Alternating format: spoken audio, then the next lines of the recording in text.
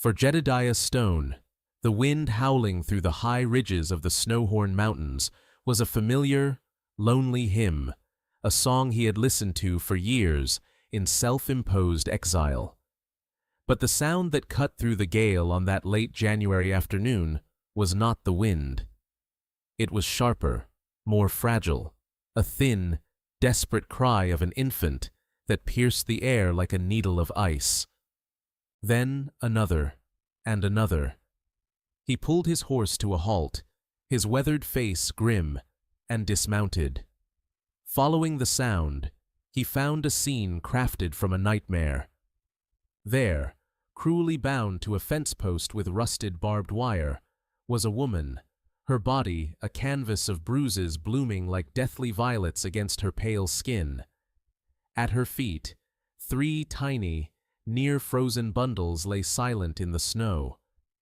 Her eyes fluttered open, a flicker of life in a face already surrendering to death. "Don't. Let him take my daughters," she breathed, the words turning to frost. Without a word, a man who had long forgotten the language of comfort acted. He drew a knife from his boot, sliced the wires that bit into her flesh, and gathered the woman and her children into his arms. "You're all coming with me," he stated, his voice a low, gravelly sound against the wind, not a promise of comfort, but a declaration of survival against the hell that had left them here to die. A woman left to die for the sin of bearing daughters. A reclusive rancher who has just found 3 reasons to live again. What monster is hunting them, and can this makeshift family survive the harsh Wyoming night? Stay with us to witness their harrowing journey. Don't forget to like, share, and subscribe to Wild West Love Stories for more tales where the heart is the only law that matters. The journey back to the cabin was a brutal battle against a world that wanted them dead.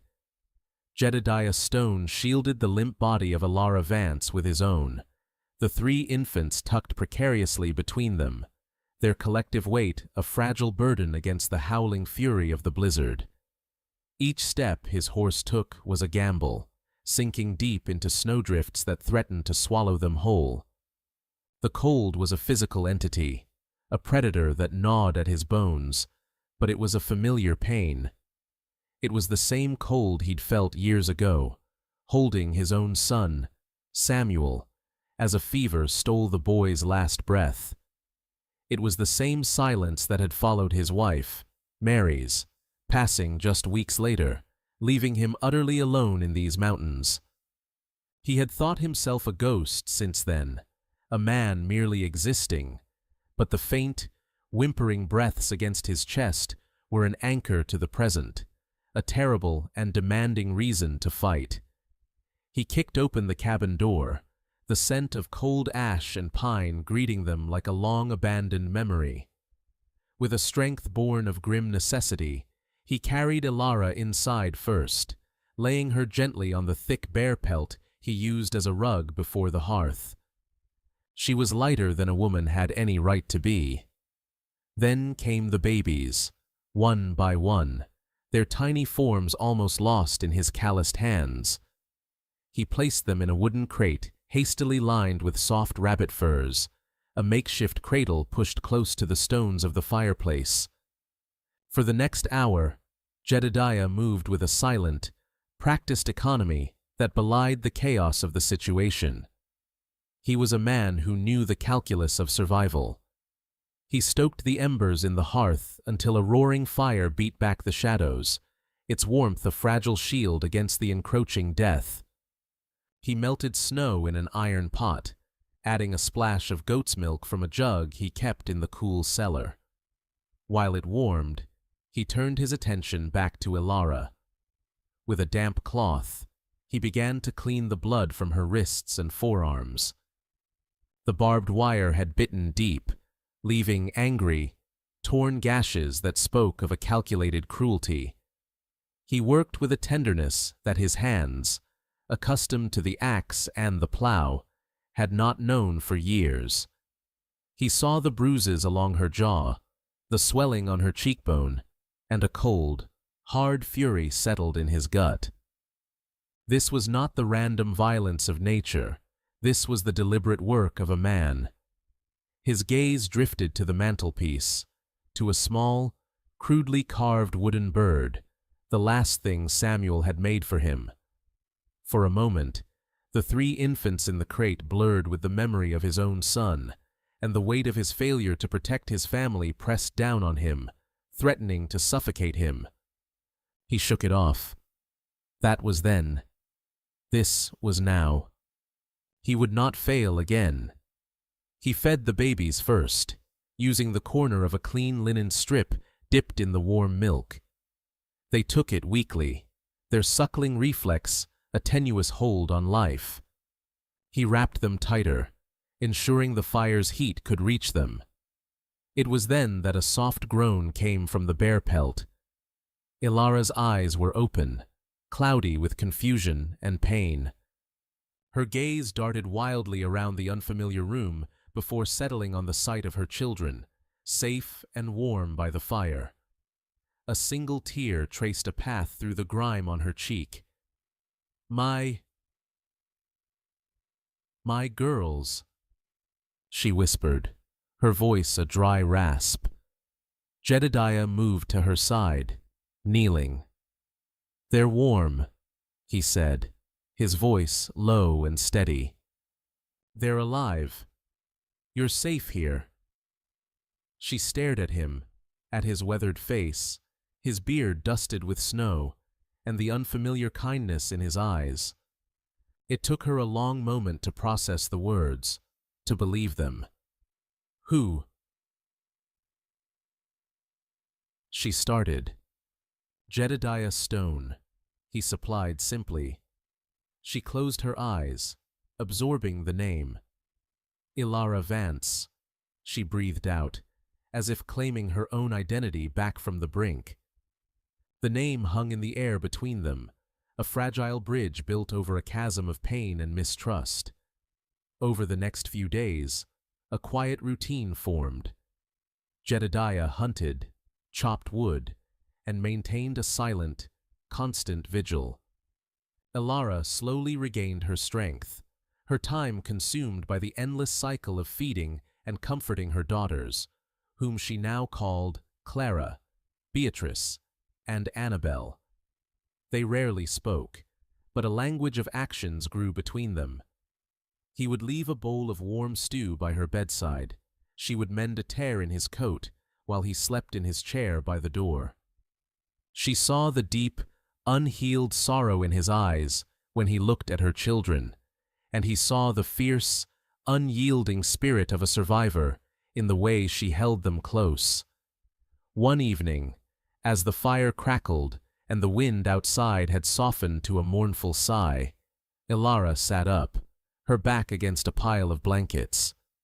She had been watching him oil his rifle, his movements methodical and precise. The silence in the cabin was no longer heavy, but comfortable, lived in. "He said girls were a curse," she said suddenly, her voice clear and startlingly strong. Jedediah stopped his work, his hands stilling on the rifle's stock. He looked at her, waiting.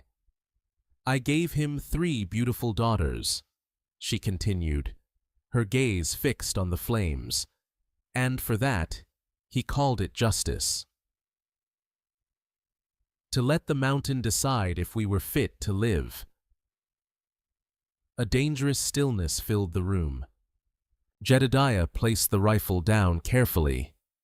He had to know. He had to give the monster a name. "Who, Elara?" he asked, his voice barely more than a whisper, but it carried the weight of an oath. She finally turned her head, meeting his intense gaze. The fear was still there, deep in her eyes, but it was now overlaid with a cold, hard resolve. "My husband," she said, the words sharp as broken glass. "A man who owns half the valley and believes he owns the world. Cormac Blackwood." The name Cormac Blackwood, once spoken, hung in the air of the small cabin for days, a permanent chill that even the roaring hearth could not entirely dispel. The storm outside had passed, leaving the world buried under a blanket of pristine, silent white. Inside, a fragile rhythm of life began to take hold. The first week was a blur of healing and exhaustion. Elara's body, resilient and desperate to live, began to mend. The deep gashes on her wrists scabbed over, and the ugly bruises on her face faded from a violent purple to a sickly yellow-green. She moved with a purpose that defied her injuries. Her entire world narrowed to the 3 small lives who depended on her. She learned the distinct cries of each daughter. Clara's was demanding and sharp, Beatrice's a softer, questioning coo, and tiny Annabelle's a faint, bird-like whimper. Jedediah kept his distance, a silent guardian at the edge of their small world. He would return from his trap lines to find a fresh stack of firewood by the door, and a piece of cooked rabbit or a bowl of thin broth left for him on the small, rough-hewn table. He never saw her eat. She seemed to subsist on the same fierce will that had kept her alive in the snow. He found himself watching her during the quiet moments. He watched the way her hands, though still swollen, expertly swaddled her children. He listened to the soft, broken lullabies she would hum, a tune that snagged at the edges of his memory, reminding him of a life he had locked away. It was in those moments that he saw she was not merely a victim he had rescued, but a woman of formidable strength, a mother lioness tending to her cubs in a borrowed den. One afternoon, the sound of an approaching horse sent a jolt of pure panic through Elara. She snatched a heavy iron poker from the hearth, her body instantly tense, her eyes darting to the door. Jedediah simply placed a hand up, a gesture to wait, and stepped outside. The visitor was not a threat, but a woman bundled in thick wool, her face weathered by years of mountain life, her eyes holding a familiar and welcome kindness. "Martha," Jedediah greeted her with a nod. The woman dismounted, her gaze immediately going past Jedediah and into the cabin, where she saw Elara standing in the shadows. "Oh, child," Martha breathed, her voice thick with emotion. "It is you. I prayed it wasn't true." She was a friend of Elara's late mother, a connection to a world Elara thought she had lost forever. Martha entered the cabin, bringing with her the scent of soap and cold pine, and news that made the fragile peace shatter. She explained that she made the monthly ride up to Jedediah's homestead to deliver mail and trade goods, a service she had provided for years. But this trip was different. The town of Redemption, nestled in the valley below, was buzzing with Cormac Blackwood's version of the story. "He's putting on a grand show," Martha said, her voice laced with contempt as she accepted a tin cup of hot water from Jed. "Tells everyone at the saloon and the general store that you were overcome with a woman's hysteria after the birth-in, that you ran off into the storm in a fit of madness." Elara listened, her face a mask of stone, her knuckles white around the poker she still held. "He's hired men, Elara," Martha warned, her tone grave. "Not deputies, but hard men from the railroad camps. And he's posted a reward. $500 for information on the whereabouts of his distraught wife and his stolen children." The word "stolen" struck Elara like a physical blow. Jedediah watched her, saw the flicker of fear in her eyes instantly extinguished and replaced by a cold, hard fire. She was not breaking. She was tempering, like steel in a forge. After Martha left, promising to return with more supplies and to listen for any news, a new tension settled in the cabin. The sanctuary now felt like a cage, its location a secret with a price on it. That evening, Jedediah acted. He took down a well-cared-for, but older, smaller caliber rifle from pegs on the wall. He laid it on the table in front of Elara. "You need to know how to use this," he said. It wasn't a suggestion. The next morning, in a small clearing behind the cabin, he taught her. The rifle was heavy and awkward in her arms. The cold of the metal seeped through her worn dress. "Plant your feet," he instructed, his voice impersonal. "Lean into it, or it'll knock you flat." He adjusted her stance, his large, rough hands resting on her shoulders for a brief, necessary moment. It was the first time they had touched for a reason other than medical necessity, and a current of stark awareness passed between them. Her first shot went wide, the recoil jarring her, the sound of the blast shockingly loud in the silent woods. She flinched, but did not complain. She reloaded, her lips set in a thin, determined line. She listened to his instructions about breathing, about squeezing the trigger, not pulling it. She fired again. And again. By the end of the hour, she was consistently hitting a large knot on a pine tree 50 yards away. She wasn't a master, but she was no longer helpless. The act of firing the weapon, of controlling its power, had ignited something within her. It was a tangible piece of control in a life that had been stripped of it.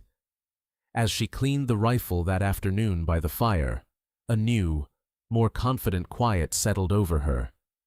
For the first time in a long time, she felt something other than fear.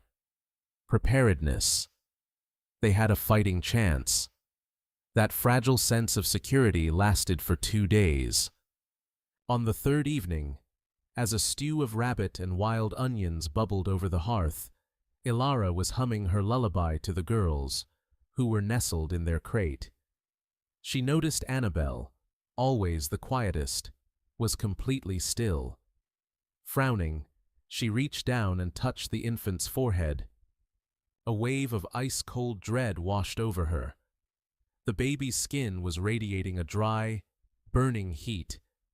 As if on cue, Annabelle let out a weak, pained cry, a sound that cut through the cozy domesticity of the cabin and struck terror directly into Elara's heart. She looked up at Jedediah, her eyes wide with a fresh panic he had not seen before. This was not Cormac Blackwood. This was not a man she could shoot. This was a fever, an invisible enemy, and it was already inside their fortress, attacking the most vulnerable of them all. The fever was a thief in the night. It stole the faint color from Annabelle's cheeks and replaced it with a blotchy, alarming flush. Her breathing grew shallow, each tiny inhalation punctuated by a rattling sound that clawed at Elara's soul. She had spent 2 days trying every remedy she knew, every trick her mother had ever taught her. Cool cloths, willow bark tea, prayers whispered until her throat was raw. Nothing worked. The fever held its ground, tightening its grip on her daughter's fragile life. On the third night, as a sliver of moon cast long, skeletal shadows across the snow, the breaking point came. Annabelle's cry was no longer a cry, but a weak, breathless gasp. Elara shot up from her vigil, her face a mask of primal terror. "We have to go," she said, her voice shaking but laced with steel. Jedediah, who had been watching from his chair, his own face carved with a familiar, haunted grief, shook his head. "Elara, the town is a trap. Blackwood's men will be everywhere. So we let her die here?" Elara shot back, her voice rising with hysteria and fury. "We sit here and watch this fever consume her because you're afraid?" The accusation struck him harder than a fist. Afraid? He had lived with fear as his only companion for 5 years. He was an expert in it. "I'm not afraid," he said, his voice dangerously low. "I'm realistic. We walk into redemption. We lose all 3 of them. And you—" "She is my daughter!" Elara cried, tears finally breaking free and streaming down her face. "I was tied to a post and left to die, and I fought. I will not sit here now and do nothing. I will walk to that town myself if I have to." He saw it then, the same unbending will that had refused to surrender to the blizzard. It was a force of nature, a mother's love made manifest, and it was a power he had not reckoned with since Mary. His resolve crumbled, not to her logic, but to her heart. He rose from his chair, the decision made. "Not by yourself," he said grimly. "Get your warmest cloak. We go now." His plan was desperate, a thread of possibility in a tapestry of risk. They would not take the horse into the valley. Its tracks would be a clear sign. They would travel on foot through the dense, less-traveled woods, using the gullies and ridges for cover. He would carry Annabelle, bundled tightly, while Elara would carry the rifle. The journey was a silent, frantic ordeal. Every snap of a frozen twig sounded like a gunshot. The hoot of an owl sent shivers of dread down their spines. The woods were not neutral. They were filled with the ghosts of their fears, with the imagined shapes of Cormac Blackwood's hired guns lurking behind every tree. Jedediah moved with the quiet confidence of a man who knew the land, his every step deliberate. He shielded the baby with his body, his warmth a fragile barrier against the biting wind. Elara followed close behind, the rifle clutched in her hands, her senses stretched to their absolute limit. After 2 agonizing hours, the faint lights of redemption appeared below them, a smear of yellow in the vast, dark wilderness. The town was a viper's nest. They could hear the raucous sound of a piano and drunken laughter spilling from the saloon.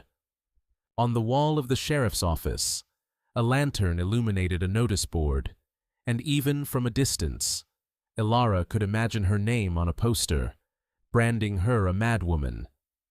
They circled the town, sticking to the deep shadows, and approached the small house at the far end of the main street from the back. Martha's house. Jedediah gave a soft, prearranged knock, 3 quick taps, a pause, then 2 more. The door creaked open, and Martha pulled them inside, her face etched with worry. The wait was torture. Martha, a hero in her own right, had slipped out into the night to fetch Dr. Albright, a man old enough to remember a time when a doctor's oath meant more than a rich man's gold. As they huddled in the small, lamplit kitchen, a figure moved down the street outside. Deputy Finn, on his final patrol of the night, noticed the uncharacteristic light in Martha's window. Curiosity piqued. He moved closer, his hand resting on the butt of his pistol. He crept to the side of the house, peering through a gap in the curtains. He saw Martha, her back to him, and the unmistakable shape of Jedediah Stone, a man he knew by reputation as the reclusive mountain dweller. And then he saw a woman, her face pale and streaked with tears, clutching a small bundle. He saw the rifle leaning against the wall. His mind raced. This was the hysterical wife. This was the stolen child. But what he saw was not madness. It was desperation. He saw the raw fear and fierce love in the woman's eyes. He thought of Cormac Blackwood, of his cold, arrogant demeanor, of the way the whole town seemed to hold its breath when he rode through. Something was wrong with the official story. Deeply wrong. After a moment of intense, Silent conflict. Deputy Finn backed away from the window and continued his patrol, his footsteps heavy on the boardwalk. He had seen nothing. Dr. Albright came and went like a ghost, his movements quick and his voice low. He diagnosed it as lung fever, a common and often fatal ailment in infants. He left them with a small bottle of potent, dark liquid, a tincture of quinine and herbs, and strict instructions. Their journey back was a frantic race against the dawn. They pushed themselves to the breaking point, arriving at the cabin just as the eastern sky began to bleed with the first pale light of morning. With trembling hands, Elara administered the first dose of medicine to Annabelle. They watched, breathless, as after a long 10 minutes, the baby's rattling breaths seemed to quiet, to deepen into something closer to true sleep. The immediate danger had passed. They had gambled, and they had won. But as Elara stood in the gray morning light, clutching the small, life-saving bottle, a profound shift occurred within her. This victory was temporary. Their lives were a series of desperate gambles, and eventually, their luck would run out. Hiding was a slow death. She looked at Jedediah, who was watching her, his face weary, but his eyes clear. The fear in her was gone, burned away by the ordeal, and replaced with something cold, hard, and absolute. "He will never stop," she said, her voice steady and devoid of any tremor. "As long as we are hiding, we are prey. Hiding won't save them."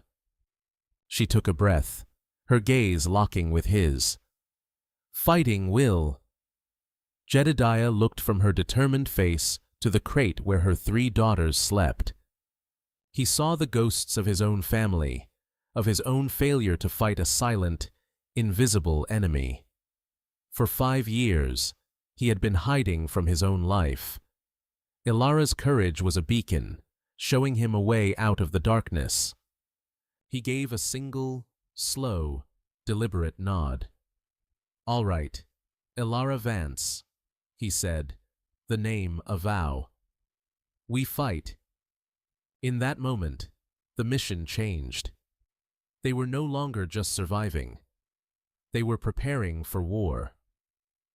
The medicine from redemption worked its slow, potent magic. Annabelle's fever broke, and the healthy, pink hue returned to her cheeks. A fragile peace returned to the cabin, but it was a different kind of peace than before. It was the quiet of soldiers in a trench, a watchful, tense stillness charged with the knowledge that the enemy was coming. The trip to town had saved a life, but it had cost them their anonymity. They were no longer just hiding, they were being hunted. Jedediah spent his days fortifying their small fortress. He reinforced the door with a heavy iron crossbar. He forged himself in the small smithy behind the cabin. He boarded up the smaller back window, leaving only narrow slits to see through and shoot from. He taught Elara how to reload her rifle quickly, how to clear a jam, his instructions clipped and precise. There was no gentleness in his tutelage now, only a grim urgency. Elara, for her part, became a master of their small domain. She learned the cabin's creaks and groans, the way the wind sounded different when it came from the north, signaling a new storm. Her focus on her daughters was absolute, but her awareness had expanded to include the entire mountainside. One afternoon, a week after their frantic journey, the sound they had been dreading arrived. A single horse, approaching slowly, deliberately. Jedediah moved to the door, rifle in hand, while Elara scooped the babies from their cradle, ready to move to the root cellar. But the man who emerged from the tree line was not one of Cormac's hired thugs.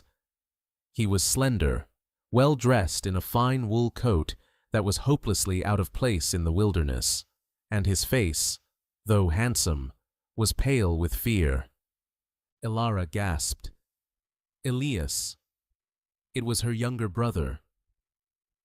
The confrontation at the door was fraught with tension.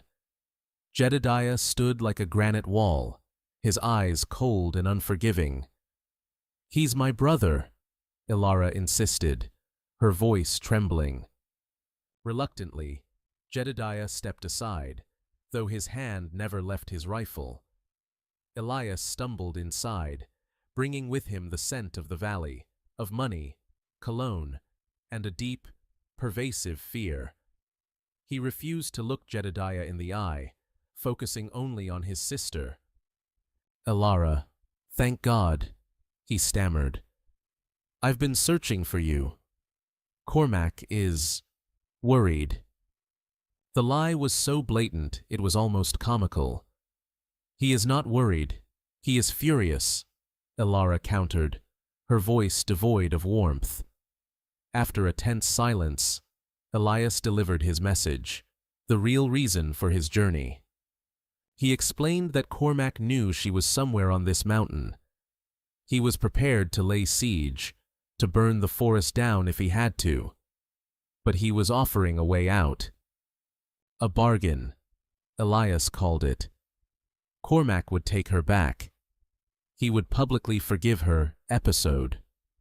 She could return to the big house, to a life of comfort. The price was simple. She would give him the girls. "He says they carry his name. They are his blood," Elias explained, reciting the words as if he'd practiced them. "He will raise them. You will not be their mother, but you will be safe." Elara stared at her brother, a wave of nausea and incandescent rage washing over her.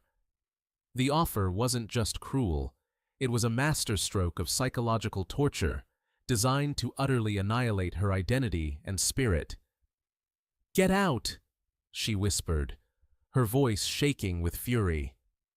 Jedediah stepped forward. "You heard her." But Elias, desperate, grabbed her arm. "You don't understand. This is the only way. He will kill this man. He will take the girls anyway, and he will drag you back. This is mercy. Elara." The scene created a subtle but dangerous rift. Jedediah saw only an enemy envoy, a snake sent by Blackwood. Elara, despite her anger, saw the terrified boy she had grown up with, a brother trapped in a gilded cage. Later that night, the tension was a thick, suffocating blanket.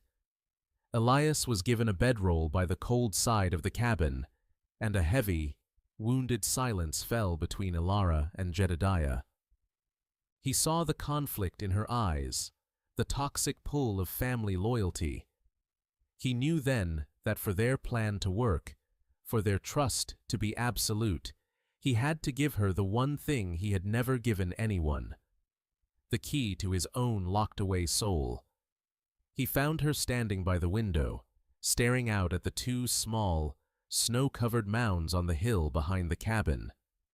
"I put them up there," he began, his voice rough with disuse, "so I'd see them every morning, so I'd never forget." Elara turned, her face awash in moonlight. He told her everything. He spoke of his wife, Mary, of her laughter that used to fill the cabin, of the way she could make wildflowers grow in the rocky soil.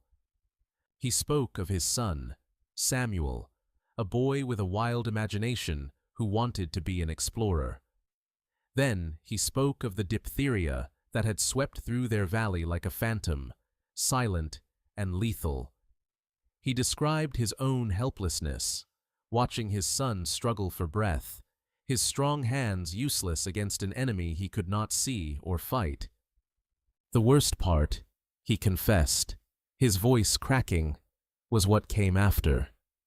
In his grief over Samuel, he had withdrawn from Mary. He had been a shell, a ghost in his own home while she wasted away, her own heart broken by loss and loneliness. "I wasn't there for her, Elara," he admitted, the words tasting like ash. She died, and I wasn't even holding her hand. I've been hiding up here ever since, not from the world, but from that. From him. He pointed to his own chest. The man who failed his family. A profound, heartbreaking silence followed. Elara stepped forward and, for the first time, reached out and took his hand. It was a simple gesture, but it was everything. She understood now. His fight for her and her daughters wasn't just about kindness. It was his penance. It was his redemption. It was his chance to finally hold someone's hand and not let go. The next morning, they were a united front. They woke Elias and laid out their counteroffer. It was no longer a negotiation. It was an ultimatum. "You will go back to Cormac," Jedediah said, his voice leaving no room for argument. "You will tell him she is broken, just as he hoped. You will tell him she agrees to his terms." Elara picked up the thread. "But you will tell him I am terrified of his men. I will not surrender my daughters to them. He, and only he, must come to get them." Alone. Elias looked horrified. "He'll never agree to that." "He will," Jedediah stated, his eyes glinting. "Because his pride is bigger than his sense.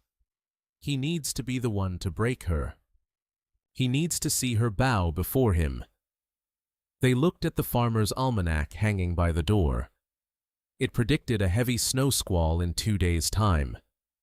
That was their moment. That was their trap. "Tell him to come in 2 days. At dusk," Elara commanded. "Tell him I'll be waiting." Elias, caught between two fearsome forces, finally made his choice.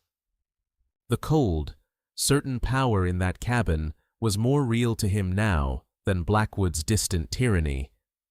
He nodded, a barely perceptible motion. He rode away an hour later, a reluctant Judas carrying a message that would either save them all or lead them to their doom. The plan was in motion. The die was cast. The 2 days of waiting were a unique form of torture, a silence stretched so taut it vibrated with unspoken fears and resolute promises. Jedediah and Elara moved around each other with the fluid efficiency of soldiers who had long trained for this single battle. He secured the last of the boards over the windows, leaving only narrow, strategic slits for sight and fire. He laid out their ammunition on the mantelpiece. 2 rifles, his own heavy Colt revolver, and a small pistol he had given to Elara. She, in turn, prepared for the aftermath, tearing strips of clean linen for bandages and boiling water to store in jugs. She made a safe, warm nest for the girls in the small root cellar beneath the floorboards, surrounding them with every soft pelt and blanket they owned. They ate, but did not taste the food. They spoke, but only in short, clipped sentences about angles of fire and reloading times.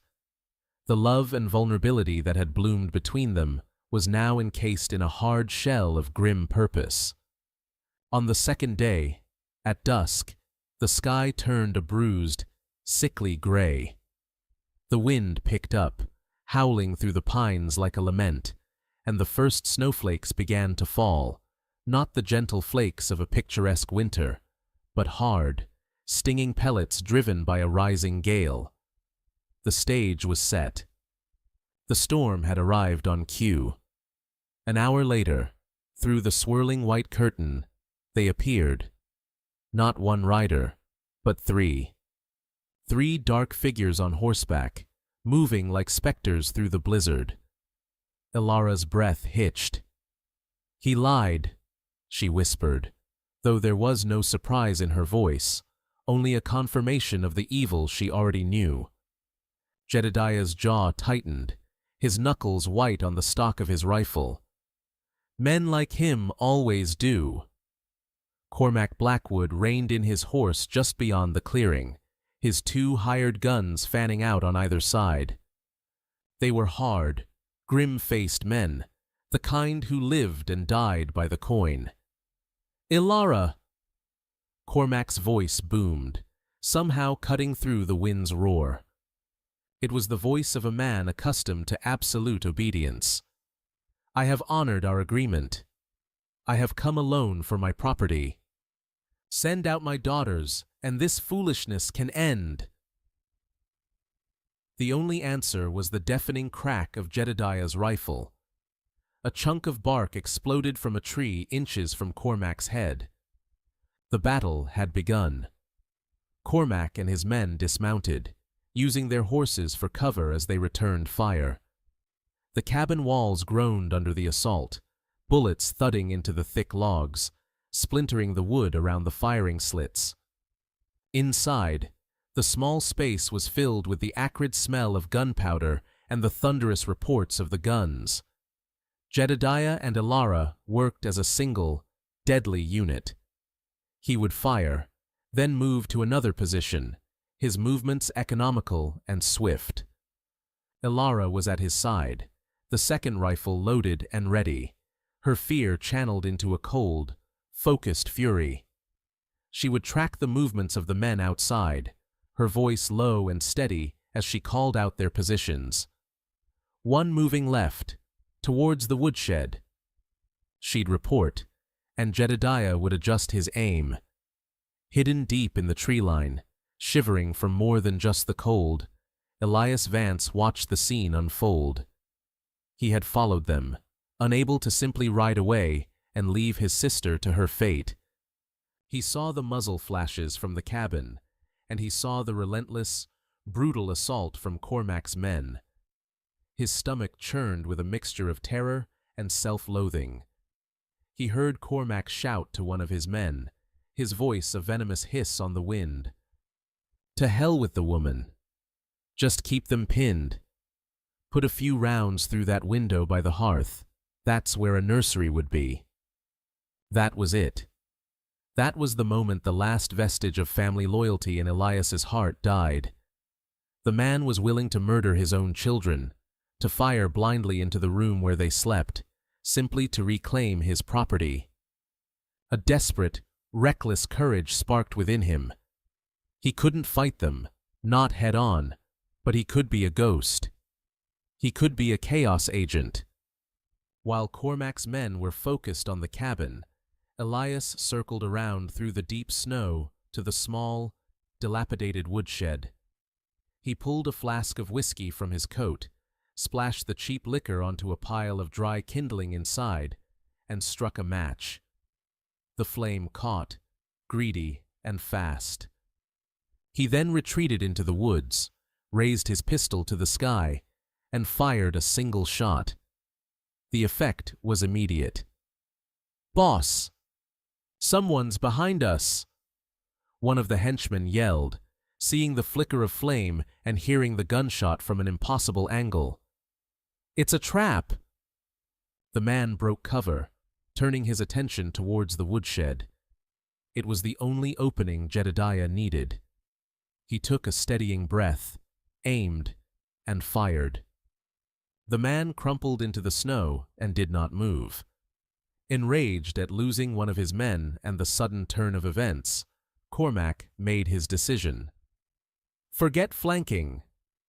He roared to his remaining man. "We go through the door! Now!" They charged, 2 bodies against the reinforced door, their combined weight a battering ram. The iron crossbar groaned, the wood splintered. Jedediah fired at the second man through a slit, hitting him in the leg, but it wasn't enough to stop the momentum. With a final, sickening crack, the door burst inwards, and Cormac Blackwood stormed into his own personal hell. He saw the second henchman fall as Jedediah shot him from the side. Now it was just him. He raised his pistol to fire at Jedediah, but Jed was already lunging, grabbing the gun and forcing it upwards. The two men crashed to the floor, a tangle of desperate, brutal violence. Cormac was powerful, his rage giving him strength, and he managed to pull a long hunting knife from his belt. He slashed upwards, catching Jedediah's arm, and a line of crimson bloomed on his sleeve. He pinned Jed to the floor, the knife raised for a final, fatal blow. At that exact moment, the ruined doorway was filled with two new figures, a lantern held high, casting the brutal scene in stark relief. Blackwood. A voice of absolute authority boomed. "Drop the knife!" Sheriff Cole stood there, his shotgun leveled, with a pale but resolute Deputy Finn at his side, his rifle aimed squarely at Cormac's chest. For a moment, Cormac froze, cornered and defeated. But his evil was a cornered rat's evil. In a final, despicable act, he released Jedediah and lunged for Elara, grabbing her by the hair, intending to use her as a human shield. But he was not grabbing the terrified, submissive wife he had beaten and discarded. He was grabbing a survivor, a warrior. With a guttural scream of pure rage, Elara swung the heavy cast-iron skillet she had armed herself with. The sound of metal hitting bone was sickeningly loud. Cormac staggered back, his eyes wide with disbelief, a dark bruise already forming on his temple. He stumbled directly into the waiting arms of Sheriff Cole, who slammed manacles onto his wrists. The fight was over. Jedediah pushed himself up, his arm bleeding freely, but his eyes blazing with triumph. Elara stood panting, the skillet still in her hand, her body shaking, but her spirit unbroken. From the cellar, the sound of 3 babies crying rose up, a defiant, piercing chorus of life in the face of death. Outside, the blizzard, as if its purpose had been served, finally began to wane. The aftermath of the battle was a strange, hollow silence, punctuated only by the dying howl of the wind and the whimpering cries of the infants from the cellar. Sheriff Cole and Deputy Finn led a dazed and shackled Cormac Blackwood out into the dawn, his reign of terror ending not with a bang, but with the quiet click of iron manacles. The bodies of his men were taken away, their dark presence erased from the snowy landscape. Inside, the cabin was a scene of controlled chaos. The door hung in splinters from a single hinge, and the floor was a mess of spent cartridges and shattered wood. Jedediah sat heavily in his chair, his face pale from blood loss, as Elara carefully stitched the gash on his arm with a needle and thread. Her hands did not tremble. They had faced the devil and won, and the ordeal had burned away all but the essential parts of them. They worked in silence, a deep, bone-weary exhaustion settling over them. When the last stitch was in place and the bandage was tied, she simply rested her hand on his shoulder. He covered her hand with his own. No words were needed. In that single, shared touch, a new world was born. The winter thawed, and with it, the last vestiges of fear in their hearts. The snow melted away in streams, revealing the dark, fertile earth beneath. The pines began to drip with sap, and the first hardy wildflowers pushed their way through the frost. It was a season of rebirth, inside the cabin and out. One afternoon in late spring, Sheriff Cole made the ride up the mountain again. He came not as a lawman, but as a friend. He brought news. Cormac Blackwood, faced with the damning and corroborating testimonies of Deputy Finn, Dr. Albright, and a guilt-ridden Elara Vance, had been convicted. His wealth and influence had been no match for the truth. He was to be sent to a federal penitentiary in the East, a place from which he would never return. Your brother's testimony was the key, Cole told Elara gently. The boy found his courage. He left town a week ago, said he was heading west to start over, to be a better man than he'd been. The sheriff handed her a packet of official documents. Her marriage to Blackwood had been annulled by a circuit judge on grounds of cruelty and abandonment. She was a free woman, in name and in law. The final chain to her past had been broken. With the threat gone forever, the real work began. The work of building a life, not just surviving one. The first thing they did together was tear down the broken, violated door. Jedediah felled a mighty oak from the woods, and over the course of a week, he taught Elara how to hew the logs, to plane the wood smooth, to fit them together. They built a new door, thick and strong, with a heavy iron lock that Jedediah forged himself. It was not a barrier to keep the world out, but a symbol of the security and strength they had built together. They did not stop there. They tore out the boarded-up back window and replaced it with a larger one, letting the bright afternoon sun flood the cabin, chasing away the last of the old shadows. Jedediah cleared a patch of land near the cabin, turning over the rocky soil with a strength that seemed to draw from the mountain itself. Elara, with the girls gurgling happily on a blanket nearby, planted a garden. Potatoes, carrots, beans, and herbs, small promises of life and sustenance. The cabin was no longer just his shelter or her refuge. It was becoming their home, every nail and every seed a testament to their shared future. As the girls grew, so did Jedediah's heart. He, who had been a ghost haunted by the memory of a lost child, found himself slowly, cautiously, becoming a father again. At first, it was awkward. He would watch from a distance as Elara cared for them. Then, one day, Clara began to crawl, her determined path leading her straight to his boots. He froze, unsure what to do. He reached down, and she trustingly wrapped her tiny hand around his calloused finger. A dam broke inside him.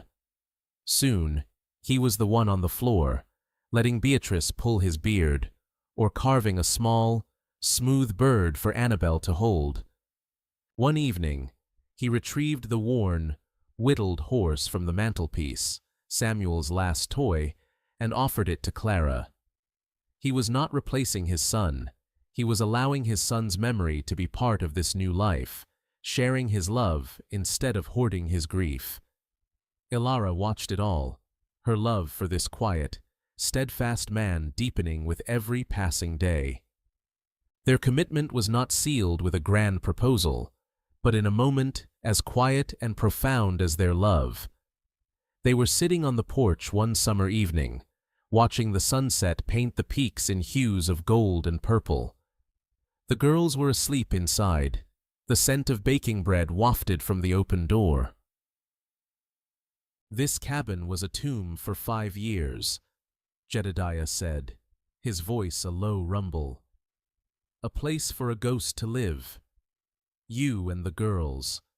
He turned to her, his eyes full of a raw, honest emotion she had never seen before. "You filled it with life again. You brought me back from the dead, Elara." He took her hand. "I don't have riches or a grand name to offer, but the name Stone is an honest one. This land is strong. This home is as much yours as it is mine. If you'll have us—" Tears welled in Elara's eyes, but they were tears of joy. She squeezed his hand, her touch conveying everything words could not. "We're already home, Jedediah," she whispered. "We have been for a long time." And so, their new life flourished. Word spread among travelers of a warm, safe place to rest on the mountain, a cabin with a strong door and an even stronger heart. They called it the Hearth at Stone Ridge. Elara's cooking and quiet grace became a small legend, and Jedediah's silent presence was a guarantee of safety. Their family, forged in the crucible of a brutal winter, had found its lasting spring. One final evening, a year after the siege, the family sat on the porch. The three girls, now energetic toddlers, chased fireflies in the yard, their laughter echoing in the twilight. Jedediah had an arm around Elara, and she leaned her head on his shoulder. They watched their daughters, their legacy, running wild and free under a canopy of stars. No one passing by would know their whole story, not the blood and the snow, the fear and the fight. But they would see the way he looked at her, the way she smiled at him, and the way three little girls danced in a patch of mountain moonlight, and they would know, without a doubt, that they were witnessing the stubborn, beautiful, and triumphant face of love. In a land as vast and unforgiving as the 19th century American West, it is easy to believe that survival belongs only to the ruthless. But the story of Jedediah Stone and Elara Vance proves that the most powerful force on the frontier is not cruelty, but compassion.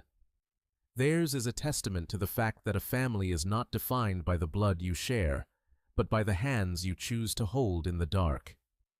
From the heart of a Wyoming blizzard, a man imprisoned by his past found his redemption not in vengeance, but in protecting a future for three innocent girls.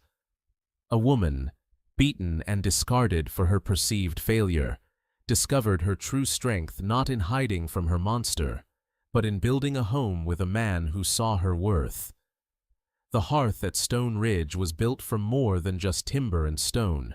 It was built from shared sorrow, mutual respect, and the quiet, unwavering courage to choose kindness in a world that offered none. Their story reminds us that the greatest legacy is not a name carved on a headstone, but the warmth of a fire in a home where all are welcome, and the sound of children's laughter in a garden planted with hope. Thank you for riding with us through this unforgettable journey of survival, sacrifice, and love. If the story of Jedediah and Elara moved you and reminded you that even in the coldest of places, the warmest fires can burn, please show your support by liking this video and sharing it with someone who loves a true story of the heart. Subscribe to Wild West Love Stories and tap the notification bell so you never miss a tale from the frontier. We would love to read your thoughts in the comments below. What moment in this story will stay with you the longest? Thank you for being a part of our community. Until the next story, ride safe.